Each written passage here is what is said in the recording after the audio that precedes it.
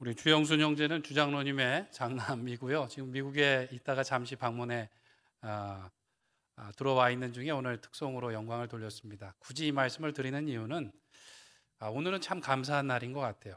주중에 여러분들이 저에게 우리 로뎀교회가 어떻습니까? 라고 물으셨어요. 그래서 저는 너무 좋다 그랬어요. 뭐가 좋냐 그러시길래 저는 무엇보다도 우리 로뎀교회의 큰 유산은 신앙의 대를 이어서 이렇게 하나님을 섬기는 것입니다 라고 말씀드렸어요. 오늘 우리 고 장세풍 장로님의 오남 되시는 장성길 장로님 가정도 방문하셨고, 우리 형순 형제뿐만 아니라 아까 우리 예린이도 대를 이어서 교회 나왔습니다. 앞으로 우리 자자손손 다 우리 교회 안에서 하나님을 잘 섬길 뿐만 아니라 하나님께 영광 돌리는 귀한 가정으로 믿음의 명문 가정들 되시기를 간절히 축원드립니다. 귀한 예배에 나오신 우리 성도님들을 주님의 이름으로 환영하고 또 축복합니다. 우리 위드 코로나로 인해서 이제 우리 예배 자리가 좀 넓어졌습니다. 2부 예배 때는 저희 로고스 찬양대도 섰어요. 이제 위드 코로나인데 코로나와 함께하는 것이 아니라 이제 성도님들과 더 함께 했으면 좋겠습니다. 그래서 옆에 계신 분하고 인사하겠습니다. 제가 함께 하겠습니다 라고 인사해 주세요. 이제는 서로 얼굴 보면서 우리가 더 많이 만났으면 좋겠습니다. 사람들은 해야 할 일들이 이렇게 남아있으면 그것 때문에 스트레스를 받는다고 합니다. 그러시죠? 해야 할 일들이 많이 남아있으면 스트레스를 받습니다. 그래서 본능적으로 그 일을 빨리 끝내고자 하는 마음이 있대요. 종이에 적어서 그것을 하나하나 지우기도 하고 어떻게 하면 빨리 일을 끝낼까 고민하게 된다는 거죠. 근데 일 중에는 이제 쉬운 일들도 있고 조금 어려운 일들도 있습니다. 어떤 사람은 쉬운 일부터 끝내기도 하고 어떤 사람은 어려운 일부터 끝내는 사람이 있어요. 우리 성도님들은 어떠십니까? 쉬운 일과 어려운 일이 있으면 어떤 일부터 끝내세요? 쉬운 일이라고 대답을 해주셨어요. 그러니까 우리가 그렇게 생각하는데 미국의 한 주립대학에서 심리학자들이 실험을 했다는 거예요. 사람들이 어떤 일을 먼저 끝낼까? 그래서 무거운 양동이를 가까이 두거나 또 멀리 두는 이런 실험을 해갖고 했더니 사람들이 몸이 힘들고 오래 걸려도 어려운 일을 끝내서 빨리 마음의 짐을 덜어버리고 싶어하는 마음이 있다는 것을 알아냈어요. 쉬운 일부터 끝낼 것 같은데 어려운 일을 끝내고 마음의 짐을 덜고자 하는 마음이 있다는 거예요. 근데 사실은 어떤 것이 쉬운지 어려운 것인지 우리가 착각할 때도 있고요. 우리가 또 다르게 행동할 때도 있는 것 같습니다. 오늘 우리가 읽은 말씀에도 보면 예수님께서 물으셨습니다. 어느 것이 더 쉽겠느냐라고 물으셨어요. 쉬운 일과 어려운 일이 무엇인지에 대해서 오늘 말씀하시는데요. 오늘 말씀은 예수님께서 가버나움이라는 동네로 다시 들어가셨을 때입니다. 갈릴리 지방에서 복음을 전하시다가 이제 다시 처음 사역을 시작하셨던 가버나움의 한 집에 들어가셨다는 소문이 들렸어요. 사람들이 그 소문을 듣고 구름대처럼 몰려들었습니다. 그 집은 아마도 베드로의 집이었던 것 같은데요. 문 앞까지 들어갈 곳이 없었다. 꽉 들어찼다라고 이렇게 성경에 되어 있습니다. 한 가지 성경이 개정 개혁으로 바뀌면서 아쉬운 것이 있는데요. 옛날에 개혁 성경에는 이 본문에 무슨 단어가 나오냐면 용신할 수 없다라는 단어가 나옵니다. 아시는 분들은 저를 좀 아시는 분들인 것 같아요. 웃으시는 분들은 용신할 수 없다. 몸을 쓸 수 없을 정도로 움직이지 못할 정도로 사람이 가득 찼다라는 거예요. 왜 굳이 예전 성경에서 그렇게 번역했을까 보면 뒤에 나오는 중풍병하고 아마 연관시키고 싶었던 것 같아요. 중풍병은 움직이지 못하는 병 아닙니까? 근데 사람들이 그렇게 꽉 들어차서 조금도 몸을 움직일 수 없는 그곳에 누가 왔는가? 중풍병자가 왔어요. 그런데 사실은 그곳에 누가 문제가 있는 사람인가? 손가락 하나도 까딱하지 않으려면서 사람들을 판단하는 이 서기관들, 영적 중풍병자가 있었다라는 것을 아마 이야기하고 싶었던 것 같습니다. 어쨌든 예수님께서 그 집안에 가득 찬 사람들에게 말씀을 전하셨어요. 오늘 성경에 보니까 도를 말씀하셨다 이렇게 되어 있어요. 그 도란 무엇인가? 좋은 소식, 복음을 사람들에게 전파하셨습니다. 그 복음의 내용은 무엇인가? 핵심 내용은 무엇입니까? 회개하라, 천국이 가까웠다라는 것이죠. 세례 요한이 선포했고 예수님께서 사역하시면서 처음으로 전했던 건 뭐냐 하면 회개하라, 천국이 가까웠다라는 거예요. 예수님께서 물론 산상수훈과 여러 말씀을 하셨지만 복음의 핵심 내용은 회개하라는 거예요. 회개하고 천국 백성이 되라라는 것입니다. 우리가 흔히 생각하기를 예수님 믿고 복 받으세요. 그러니까 복음이라는 것이 예수님 믿고 잘 먹고 잘 사는 것으로 착각할 수 있는데, 그 복음의 첫 번째 뭐라고요? 회개하라라는 것이었어요. 죄의 문제하고 관계가 있습니다. 어찌됐든 이렇게 예수님께서 말씀을 가르치시는데 갑자기 문제가 생겼습니다. 집안의 천정에서 갑자기 흙덩이가 뚝 떨어지면서 구멍이 뻥 뚫렸어요. 그리고 그 큰 구멍으로 무엇이 내려오는가? 한 환자가 누운 침상이 내려오는 거예요. 가만 보니까 중풍병에 걸린 사람이 4사람에게 메어와서 그곳에서 내려오더라는 것이죠. 유대 지역의 옛날 집은 이 흙벽돌로 지은 이 집 위에 그 석가래를 이렇게 우리나라처럼 이렇게 일정한 간격으로 놨습니다. 그리고 그 위에를 나뭇가지나 갈대로 촘촘히 메꾸고 그 위에 진흙을 발라서 이 지붕을 만들게 된 거예요. 돈이 좀 있는 집은 어떻게 했는가? 그 위에다 기와를 얹었어요. 우리나라도 그렇지 않습니까? 기와집은 좀 잘 사는 집이었어요. 누가복음에 따르면 이 집도 기와가 있었어요. 기와를 벗겨내고 라는 단어가 나옵니다. 그러니까 이 집은 좀 돈이 있었던 집인가요? 없었던 집인가요? 돈이 좀 있었던 집인 것 같아요. 그런데 이 사람들이 지금 한 일이 무엇인가? 이게 부잣집에 지금 지붕을 구멍을 내고 사람을 그리로 내려보냈다라는 거예요.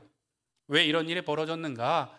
4명의 장정이 한 환자를, 중풍병자를 그 들것에 지고 왔습니다. 예수님께 가서 고침 받기를 원했는데 들어갈 방법이 없었어요. 조금도 꼼짝할 수 없으니까 어느 누구도 자리를 비켜주지 않았습니다.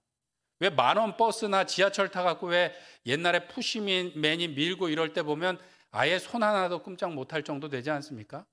나가고 싶어도 비켜주고 싶어도 그럴 수 없는 형편이었겠죠. 그러니까 이 4사람이 포기하지 않고 옥상으로 올라갔어요. 그리고 그 천정을 뚫고서 그 친구를 내린 것이죠. 왜 그러한 일까지 했는가? 이 친구를, 이 중풍병자를 예수님께 내려놓기만 하면 예수님이 고쳐주실 것이라는 믿음이 있었어요. 그리고 비록 남의 집이지만 이걸 어떤 나중에 희생 대가를 치르더라도 그 친구를 고쳐주고 싶었던 그 사랑의 마음이 있었다라는 것이죠. 그래서 그 사람들이 예수님께 그 환자를 내려보내니까 예수님께서 마다하지 않고 오늘 성경에 보니까 그들의 믿음을 보시고 라고 말씀하고 있어요. 그들의 믿음을 보시고. 믿음이 보이나요? 안 보이나요? 믿음이 보이는 것 같아요. 사실 그런 표현은 아니지만 믿음이 보였던 것 같아요. 어떤 믿음? 어떠한 대가를 치르더라도 예수님께 반드시 가서 문제를 해결하면 받겠다는 그 믿음이 보였던 것 같아요. 어디로요? 천정에 난 구멍으로. 그 믿음이 보였던 것 같습니다. 예수님께서 그들의 믿음을 가장히 여기사 그에게 말씀하셨습니다. 작은 자야 내 죄사함을 받았느니라. 예전 성경에서는 소자야 내 죄사함을 받았느니라. 이 작은 자야라는 말은 문자적으로는 아들아라는 말이에요. 아들아.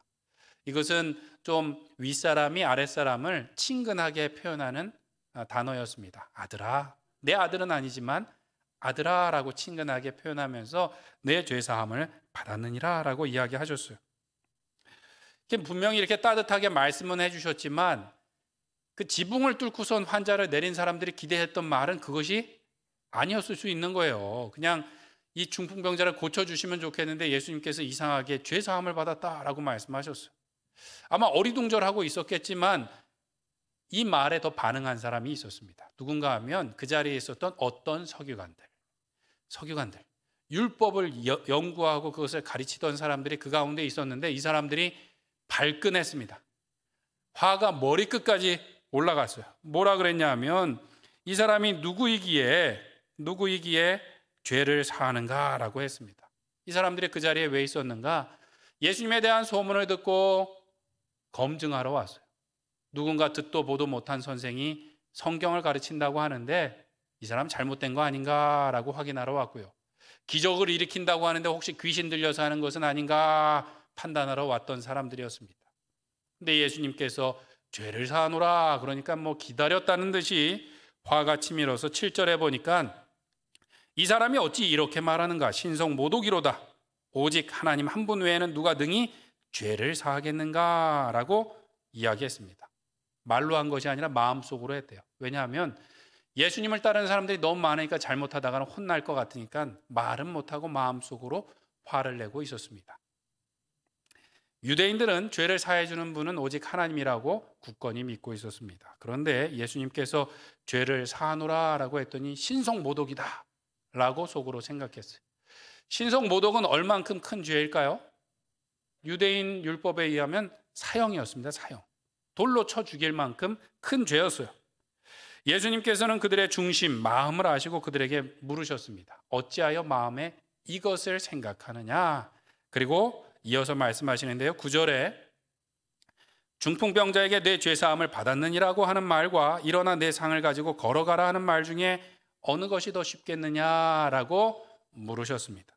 중풍병자에게 내 죄사함을 받았느니라는 말하고 중풍병자에게 일어나서 내 상을 들고 걸어가라 라는 말 중에 무엇이 쉽겠냐는 것이죠. 무엇이 더 쉬울까요? 우리 로뎀교회 성도님들은 참으로 지혜로우신 게 정답을 알고 계셨어요. 사실 쉬운 것은 없지요. 쉬운 것은 없어요. 둘 중에 하나는 사람으로서는 불가능한 일이고 중풍병자를 고치는 것은 거의 불가능한 일이었어요. 그런데 말하기 좀 쉬운 게 있습니다. 말하기 쉬운 건 뭘까요? 내 죄사함을 받았느니라는 말하긴 쉬워요. 왜 그러냐 하면 그 결과가 표시가 나나요? 안 나나요? 안 나죠. 죄를 사하노라 그랬는데 그 죄가 사해졌는지 안 사해졌는지 겉으로 표가 안 나니까 말하기는 쉽습니다. 그러면 중풍병자에게 일어나 걸어가라고 말하는 것은 쉬울까요? 어려울까요? 쉽다고 생각하시는 분들이 좀 계신 것 같아요. 결코 쉽지 않죠. 옛날에 제가 어릴 때 이제 교회에서 기도원을 많이 다녔습니다. 제가 있던 곳에서는 한월산 기도원이 가까워서 가면 그 당시에는 누가 계셨냐면 이천성 목사님이라고 계셨어요. 들어보셨나요? 이천성 목사님이라고 계셨어요. 하여튼 찬송을 거의 1시간 가까이 하면은 막 지쳐서 쓰러질 지경인데 또 이제 설교를 아주 길게 하시고 나서 찬송을 하다가 이제 병이 있는 분들 나오라고 이제 이렇게 하십니다. 그럼 앞에 나오죠. 그러면 이제 무슨 병인지 묻고 또는 앉아 계시면 그냥 예수의 이름으로 명한다. 병이 떠나갈지어다 하고 이제 환자를 일으키시면 어떻게 됐을까요? 병 한 번도 못 보셨나요? 병이 낫고 환자가 일어나는 일들이 있었어요. 그런데 가끔은 다리가 불편하신 분에게 일어날지어다 그랬는데 잘 못 일어나시거나 일어나셨다가 바로 주저앉는 일이 있거나 다 나았지요 그랬는데 잘 모르겠다고 이렇게 대답하시는 분들이 계셨어요. 그럼 제가 어린 마음에 어떤 마음이 들었냐면 제발 일어나야 되는데 이런 마음이 들었어요. 제 마음속에는 예수님의 이름으로 명했는데 저 분명히 바로 일어나셔야 되는데 안 일어나면 안 될 것 같은 마음이 있었어요. 이게 무슨 말씀을 드리냐 하면 중풍병자에게 일어나 걸어가라는 말이 쉬워요, 어려워요? 어렵다는 거죠. 그것을 지켜보는 저도 어려웠는데 말하는 것이 얼마나 어렵겠습니까? 제가 목사가 되고 나서 환자분들을 위해서 기도할 일이 많아졌죠. 처음에는 그것이 부담스러웠습니다. 특별히 중한 질병에 걸리신 분에게 기도할 때 어떻게 기도하면 좋을까? 지금 당장 낫게 해달라고 기도할까? 아니면 병원에서 치료가 잘 되게 해달라고 기도할까? 사실은 부담스러워요. 목사가 기도하니까 아마 기대하시는 바가 크지 않으시겠습니까? 처음에는 부담스러웠는데 기도를 계속하고 또 제가 이전에 사역하던 원로 목사님께 아주 귀한 교훈을 배웠습니다. 그렇게 두려워서 주저하지 말고 하나님께 기도하면 반드시 고쳐주실 것이라는 믿음으로 기도하라는 거예요. 그러면 하나님께서 들어주신다는 거예요. 그리고 뒤에 단서를 다루셨습니다. 그런데 혹시 고쳐주시지 않으시면 어떻게 되냐면 내일 가서 다시 기도하라는 거예요. 이전에도 한번 들으셨죠? 혹시 병이 안 나으면 그 저녁에 그 다음날 가서 또 기도하라는 거예요. 왜 그런가? 능력과 주권은 우리에게 있는 것이 아니라 누구에게 있어요? 하나님께 있습니다. 승인해 주시는 분은 하나님이세요. 우리는 기도할 뿐이고 승인해 주시는 분은 하나님이기 때문에 또 가서 기도하라는 것이죠. 그렇게 기도를 많이 해서 감사할 일들도 많았던 것 같습니다. 그것이 바로 우리가 해야 될 일인 것이죠. 쉬운 일은 무엇인가? 사실 중풍병자에게 일어나서 걸어가라는 것은 어려운 일이에요. 그런데 능력이 많으신 하나님 앞에 우리의 문제를 들고 나가는 것은 번거로워 보이지만 용기가 필요하지만 그것이 우리에게 가장 쉬운 일인 줄 믿습니다.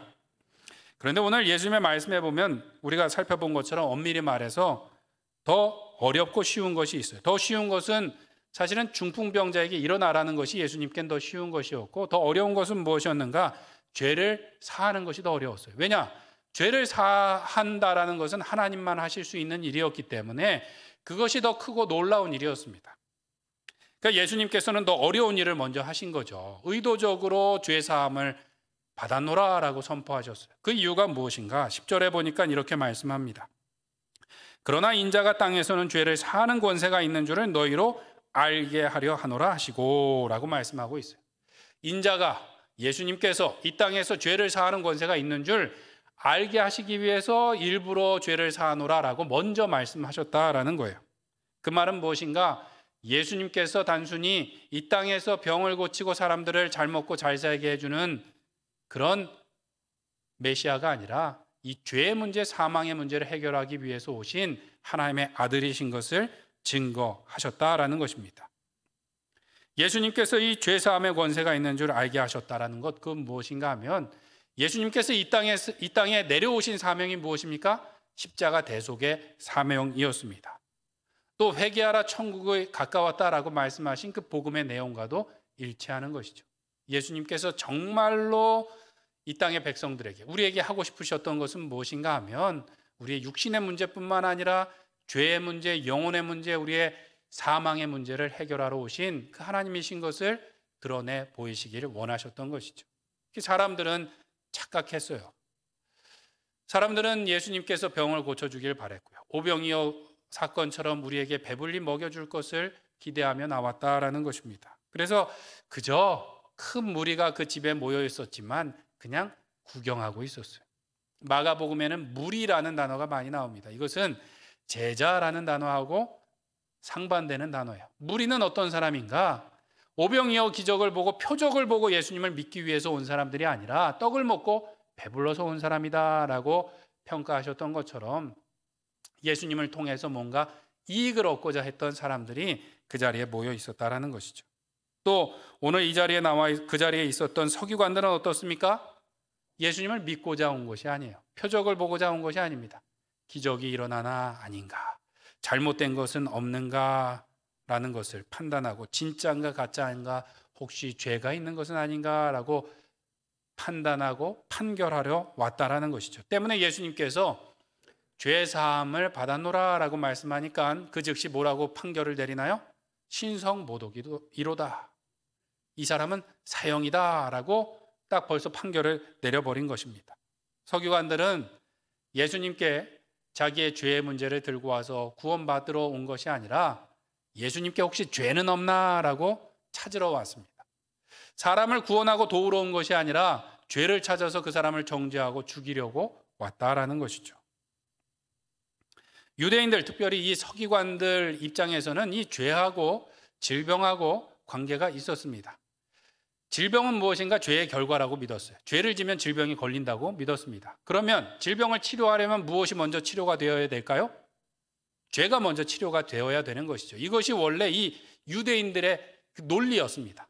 그럼 예수님께서는 그 방법대로 하신 건가요? 안 하신 건가요? 하셨죠. 죄를 사하노라 라고 말했는데 거기 발끈한 거예요. 이게 맞는데, 그러고서는 다시 그러면 소자야 내 상을 들고 가서 걸어가라 라고 병을 고쳐주시는 것을 그냥 확증하셨다라는 것이죠.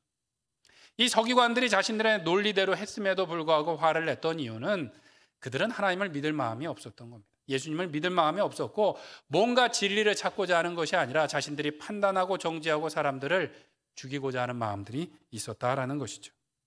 그렇다면 우리 개인이 병에 걸리는 것은 죄와 관계가 있을까요? 없을까요? 내가 병에 걸리는 것은 내 죄 때문인가요? 아닌가요?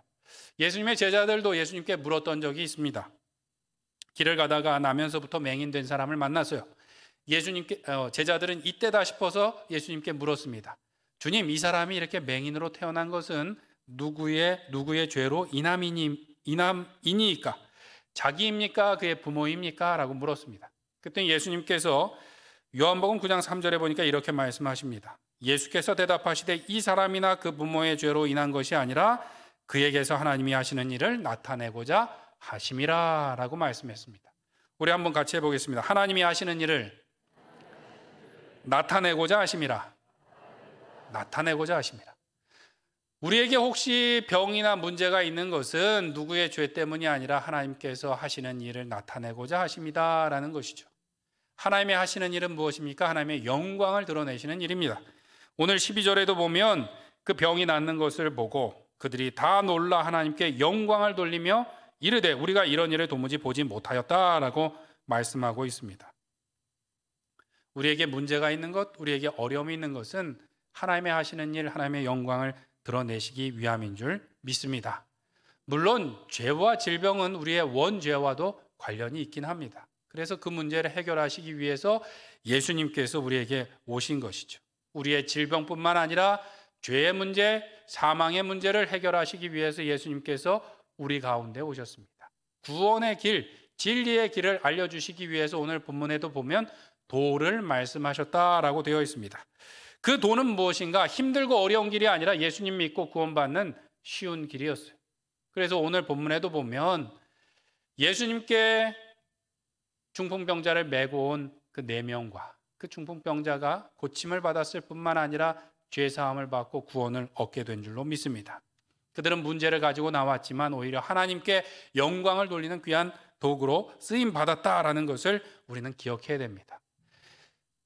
환자를 데리고 예수님께 가는 것, 우리의 문제를 들고 예수님께 가는 것이 번거롭고 부끄럽고 어렵고 귀찮아 보일 수 있지만 그것이 우리에게 가장 쉬운 길인 줄 믿습니다. 예수님을 만날 수 있고 예수님께 영광을 돌리는 가장 쉬운 길인 줄 믿습니다. 그런데 문제는 자꾸 사람들이 어려운 길로 가려고 한다는 거예요. 아까 처음에 말씀드린 것처럼 어려운 일을 자꾸 하려고 하고 어렵게 예수님을 믿으려고 한다는 것이죠. 누가 그랬는가? 오늘 서기관들이 그랬습니다. 아니, 문제를 들고 예수님께 가면 되는데 예수님께 문제를 찾고자 해서 나갔다라는 것이죠. 메시아를 보고 믿기만 하면 되는데 그것을 머리로 가만히 앉아서 이해하려고 하니까 머리가 터질 것 같았던 것이죠. 우주보다 크신 하나님을 자기가 그냥 이해하겠다고 앉아서 평가하다 보니까 그가 망할 수밖에 없었다라는 것입니다. 마태복음 23장 2절에서는 이 서기관들과 바리새인들이 어디에 앉아 있는가? 모세의 자리에 앉아 있다라고 표현하고 있습니다. 모세의 자리에 앉아 있다. 모세처럼 율법을 백성들에게 전해줄 뿐만 아니라 그 율법으로 백성을 판단하고 재판하는 자리에 앉아 있다라는 거예요. 하나님의 대리인인 것처럼, 때로는 하나님인 것처럼 백성들을 판단하고 그들을 재판하고 있다라는 것이죠. 이렇게 하나님을 흉내내는 것이, 말하는 것이 쉬워 보이지만 사실은 쉬운 일이 아니죠. 우리도 하나님처럼 능력이 있었으면, 우리의 말대로 무엇인가 다 되었으면 하고 생각할 때가 있지만 하나님처럼 하는 것은 쉽지가 않습니다. 쉬운 것은 우리가 하나님께 나가는 것이 쉬운 길이다라는 말씀을 드립니다. 예전에 영화 가운데 브루스 올마이티라는 영화가 있었습니다. 브루스 올마이티라는 그 짐 캐리라는 미국 배우가 그 아주 못된 기자로 나와요. 막 입에서 욕이 떠나지 않는 기자로 나오는데 그렇게 막 그 험하게 살다 보니까 회사에서 해고를 당했어요. 해고 당하고 나오는 길에 그냥 하늘을 향해서 막 욕을 합니다. 하나님 때문이라 그러면서 하나님 계시면 한번 뭘 별을 내리시든지 마음대로 해보시라고 이랬습니다. 근데 하나님께서 찾아오세요. 하나님께서 찾아오셔갖고 너 나에게 불만이 많은 것 같은데 그럼 네가 한번 해봐라, 하나님 노릇을. 나도 너무 피곤하니까 네가 한번 해봐. 영화에서 그랬습니다. 근데 뭐 그것이 꿈인가 진짜인가 그러고 넘어가는 사이에 그 다음날 됐더니 정말 이 짐 캐리가 전지전능한 능력을 갖게 됐어요. 그가 말하는 대로 막 다 이루어지는 거예요. 처음엔 너무 좋아서 막 재밌게 자기 마음대로 막 했습니다. 마음대로 하다 보니까 처음에는 그냥 다른 사람들에게 문제가 생기는 건 상관이 없었는데 내 말 한마디에 따라서 무엇이 바뀌면서 가정이 깨지고 자녀들하고 멀어지는 일이 생겼어요. 그래서 이래서는 안 되겠다. 그럼 하나님처럼 한번 내가 잘해봐야지. 나 잘할 수 있어. 그러고 이제 기도를 들어주기로 했습니다. 그랬더니 기도가 얼마나 많은지 막 팩스에서 종이가 나오는데 산더미처럼 금방 쌓여갖고 이렇게 파묻혀버렸습니다. 종이가 너무 크니까 포스트잇으로 바뀔지어다 그랬어요. 포스트잇이 또 눈처럼 내려갖고 쌓여버렸습니다. 어쨌든 문제를 해결하는데 처음엔 막 빨리빨리 처리했는데 그래서는 해결이 안 되는 거예요. 그래서 어떻게 했는가 하면 모두 오케이, 모두 예스 그래갖고 딱 했어요. 그러면 기도가 다 이루어지면 좋아야 되는데 다 만족을 했을까요? 아니에요. 여기저기 그냥 다 불만이 쏟아져 나오더라는 거예요. 왜냐하면 사람들은 무슨 마음이 있냐면 나만 잘 돼야 되는 마음이 있는 거예요. 모든 기도가 이루어지니까 다 잘 되니까 그것이 또 누군가는 또 누군가를 해하고자 하는 이야기를 했을 때 그것도 이루어지니까 이것이 만족이 안 되더라는 것이죠. 이 주인공이 얼마 있다가 포기를 합니다. 다행히 7일 만에 그것이 끝나요. 그러고 더 이상 못하겠다 그러고 포기하고 합니다. 그러면서 그가 깨달았던 것은 무엇인가? 하나님 노릇이 쉽다, 어렵다? 어렵다라는 것을 깨달았고, 그가 주인공이 깨달은 것은 사실은 큰 기적은 무엇인가? 우리 일상에 하나님께서 베풀어 주신 것이 큰 기적이구나라는 것을 깨달았다는 것이죠. 가족을 위해서 헌신하는 것, 내 이웃을 위해서 내가 작은 사랑을 베푸는 것이 정말로 큰 기적이고 그것이 하나님의 일이구나라는 것을 깨달았다라는 것이죠. 우리도 그렇게 우리가 쉬운 일을 통해서 하나님을 만나면 좋은데 자꾸 어렵게 우리가 가려고 할 때가 있다라는 거예요. 오늘 예수님 앞에 나온 서기관들처럼 되도 않는 우리의 머리로 하나님을 다 이해하고자 애쓸 때가 있고요. 누군가를 평가하고 판단하려고 할 때가 있습니다. 그런데 그것은 우리의 일이 아니라 누구의 일이라고요? 하나님 일이에요. 하나님께 맡겨두면 좋은 것인데 그걸 우리가 하려고 할 때 너무 힘들다라는 것이죠. 창세기 말씀에 보면 요셉의 형제들이 아버지 야곱이 죽고 요셉을 찾아옵니다. 아주 심각하게 찾아와서 하는 얘기가 요셉 총리님이시여 아버지 야곱이 죽기 전에 우리에게 명령을 내렸습니다. 그 명령은 무엇인가 하면 우리가 악행을 했는데 요셉 보고 용서해주고 원수를 갚지 말라고 했던 것입니다 라고 이렇게 이야기합니다. 성경에 그런 유언을 했다고는 나오지 않아요. 아마도 꾸며서 이야기한 것 같아요. 요셉의 형들이 너무 두려웠어요. 자기들이 옛날에 요셉을 죽이려고 했고 노예로 팔았던 것이 두려웠습니다. 그 이야기를 듣고 요셉이 어땠는가? 펑펑 울었다는 거죠. 형들 앞에서 펑펑 울고 뭐라고 얘기하는가? 두려워 마십시오. 내가 하나님을 대신하겠습니까? 라는 이야기를 했어요. 내가 하나님을 대신하겠습니까? 하나님, 당신들은 나를 해하려고 했지만 하나님은 그것을 선으로 바꾸사 오늘날처럼 많은 사람을 구원하도록 하셨습니다. 라고 말했습니다. 요셉의 고백이 무엇입니까? 내가 하나님을 대신하겠습니까? 나는 하나님을 대신할 수 없습니다. 그런데 하나님께서 하시는 일이 있는데 그것이 무엇인가 하면 바로 악을 선으로 바꾸사 생명을 구원하는 일입니다. 라는 것이죠. 저는 그 일을 하겠습니다. 라고 했습니다. 하나님의 일을 대신하지 않을 거고 나는 하나님께서 주신 일을 통해서 당신들과 당신들의 자녀들을 잘 섬겨 나갈 것입니다. 걱정하지 마세요. 라고 이야기했다라는 것이죠.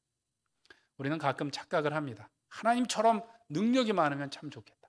우리의 말대로 다 되면 좋겠다라는 생각을 하는데 사실 하나님처럼 하는 것은 어려운 일입니다. 오히려 문제를 가지고 주님 앞에 나가는 것이 번거롭고 어려워 보이지만 능력이 많으신 하나님 앞에 나가는 것이 가장 쉬운 길인 줄 믿습니다. 우리가 하나님을 만나고 경험하고 하나님께 영광 돌리는 가장 쉬운 길인 줄 믿습니다. 오늘 중풍병자의 문제를 들고 예수님 앞에 나간 사람들처럼 우리의 문제를 들고 예수님 앞에 나가면 주님께서 그것을 선으로 바꾸사 우리뿐만 아니라 우리 주위에 있는 많은 사람들을 변화시키며 구원받도록 우리를 사용하여 주실 줄 믿습니다. 말씀을 맺겠습니다. 폴 트루니에라는 그 심리학 정신과 의사이면서 작가였던 사람은 이런 이야기를 했습니다. 우리가 혼자서는 할 수 없는 일이 두 가지가 있는데 하나는 결혼이고 하나는 그리스도인이 되는 것이다. 예수님을 믿는 것이 혼자는 안 된대요. 왜 그렇습니까? 전하는 사람이 있어야 복음을 듣게 되는 것이죠. 그리고 우리가 혼자서 예수님을 믿는다고 하는데 그럴 수 없습니다. 인격이신 하나님을 만나는 것은 인격을 통해서 만날 수 있고요. 철이 철을 날카롭게 하는 것처럼 우리의 심령이 예수님을 닮아가는 것, 연단되어지고 성장하는 것은 사람을 통해서, 인격을 통해서 그것이 가능한 줄로 믿습니다. 그래서 예수님께서는 우리를 각각 흩어놓지 않으시고 교회라는 예수님의 몸으로 묶어 주셨다라는 것이죠. 코로나 가운데 우리는 그동안 좀 어렵게 신앙생활을 했습니다. 같이 모여서 하나님 앞에 나오는 것이 아니라 혼자 우리는 따로 떨어져서 꼼짝할 수 없는 상황에서 이 일들이 다 과연 무슨 의미가 있을까? 과연 어떻게 예배해야 되는가? 우리는 이 모든 것들을 어떻게 생각해야 되나라고 고민했습니다. 그런데 이제는 우리가 쉬운 길로 나오기를 원합니다. 우리의 문제를 들고 우리의 지체들과 가족들과 함께 주님 앞에 나와서 예배하는 가운데 하나님의 놀라운 능력을, 은혜를 경험하시는 우리 로뎀교회 성도님들 되시길 간절히 축원드립니다. 이제는 구역 모임도 우리가 같이 모여서 더 활성화되기를 바랍니다. 그동안에도 아마 구역 모임에 잘 나오시지 않았던 분들이 코로나니까 잘 됐구나, 못 나갑니다 라고 연락을 안 받으시는 분들이 계실 텐데, 결코 우리는 혼자서 신앙생활을 할 수 없다는 것을 기억하시길 바랍니다. 공동체로 계시는, 삼위일체 공동체로 계시는 하나님께서는 사람을 만드실 때부터 공동체로 만드셨어요. 남자와 여자 가정으로 만드셨고, 주님께서 우리를 구원하시고 나서도 예수님의 몸으로 하나로 우리를 만드셨습니다. 우리는 함께 모여야만 한다는 것을 기억해 주시길 바랍니다. 우리는 다시 나와서 함께 예배하고 함께 기도하고 함께 찬송하는 가운데 하나님께서 우리를 통하여 놀라운 역사를 이루어 주실 줄 믿습니다. 광고에 말씀드린 것처럼 이제 추수감사절을 앞두고 특별 새벽 기도회를 합니다. 15일부터 20일까지 기도할 때 그동안에 잠자고 있었던 우리의 심령이 다시 깨어나는 기회가 되었으면 좋겠고요. 여러 가지 방역 정책을 따르냐고 우리가 움츠리고 있었던 우리 로뎀교회도 다시 한번 기지개를 펴고 주님의 일을 힘있게 감당할 수 있는 기회가 되기를 소원합니다. 새롭게 시작하는 이 한 주간 가운데도 우리의 머리로만 하나님을 이해하려고 애쓰는 것이 아니라 우리에게 만나게 해주신 가족과 구역 식구들과 함께 손잡고 주님 앞에 나아감을 통하여서 하나님의 놀라운 은혜와 능력, 기적을 경험하시는 우리 모든 로뎀교회 성도님들 되시길 축원드립니다. 이 시간 함께 기도하도록 하겠습니다. 기도하실 때 우리의 구원자 되신 주님 앞에 우리가 함께 나아갈 수 있도록 인도하여 주시옵소서. 우리의 작은 마음과 머리로 주님을 다 이해하려고 하기보다는 문제를 들고 주님 앞에 나아가서 해결함 받음으로 악을 선으로 바꾸사 구원을 이루시는 하나님의 놀라운 은혜를 경험하는 우리가 되게 하여 주시옵소서. 이제 코로나를 이기고 믿음으로 나아가는 우리의 가정과 소그룹과 우리 교회 되게 하여 주시옵소서. 우리 기도하실 때 주여 한번 부르짖고 기도하겠습니다. 주여, 사랑이 많으신 하나님 아버지, 오늘도 주님 앞에 우리들을 불러주시고 함께 예배하게 하시오니 하나님 코로나 가운데 속히 벗어나게 하여 주시옵고, 이제는 주님 앞에 나와서 함께 예배함으로 우리 가운데 임재하시며 역사하시는 하나님을 경험케 하여 주시옵소서. 하나님 움츠려진 우리의 영혼들이 다시 한번 일어나게 하여 주시옵고, 하나님을 향하여 크게 부르짖게 하여 주시옵고, 주님의 놀라운 역사가 우리의 가정과 소그룹 가운데 흘러가게 하여 주시옵기를 간절히 소원합니다. 무엇이 더 어려운지 무엇이 더 쉬운지 무엇을 내가 할 수 있는지 고민하고 착각하지 않게 하여 주시옵고, 온전히 우리의 문제를 들고 주님 앞에 나아가 해결함 받는 주의 백성 되게 인도하여 주시옵소서.